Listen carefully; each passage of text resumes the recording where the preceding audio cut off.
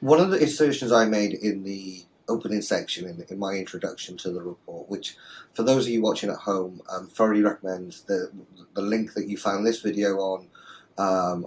You will find links as well to the paper that breaks down the reports. Our first report from every study is always on that qualitative analysis, and we kind of take that kind of data and we apply that. So it's very dry, you get the numbers with very little editorialization.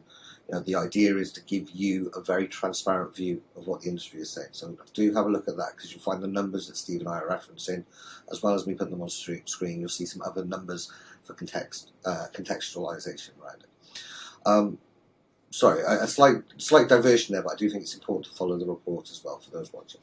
But Steve, I opened up with, our field service technicians, field service engineers, are they professional drivers? And this has kind of been an area that I've kind of not necessarily been beating that drum, but I've been tapping it for quite a long time, because to my mind, yes, they are. You would never ever turn around to a field service technician and say, what's your problem? And they'll tell you about how they fix assets, how they solve customer problems.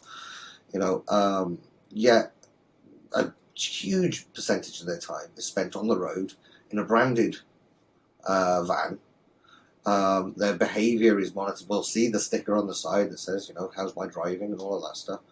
Yeah, no field service manager, no field service technician will ever say, I'm a professional driver. And I wonder whether that's something that might be at the heart of why there isn't this necessary connection between fleet and field as much as there should be. So that's just I just wanted to get that kind of position there and get your thoughts as somebody that's kind of sitting across both worlds there.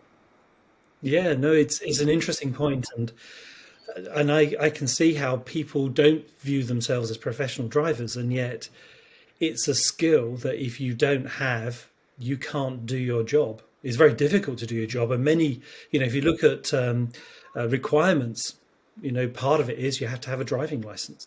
So it is a part of the profession that goes there, and it's quite it's almost quite shocking how there is little oversight given in most field service organizations on how people execute on that skill of driving, and driving in a safe way, efficient way, an environmentally friendly way. And yet there's a lot of focus on how do you improve the technician's ability to maintain equipment, improve their effectiveness, etc. And yet if the technician loses his license because he's driving in an unsafe way in order to get to site, that has a major impact on the organization, especially as we know how difficult it is to recruit and retain good staff at the moment. So it is a gap that's there, and it has a potential impact on the business. Yeah. I think perhaps I'm going to put a pin in that, because I think there's probably an entire episode of the digital symposium that we should revisit on that conversation. But it's not the primary purpose of today's conversation, but I do think it's an important kind of starting point of just having that set in the background.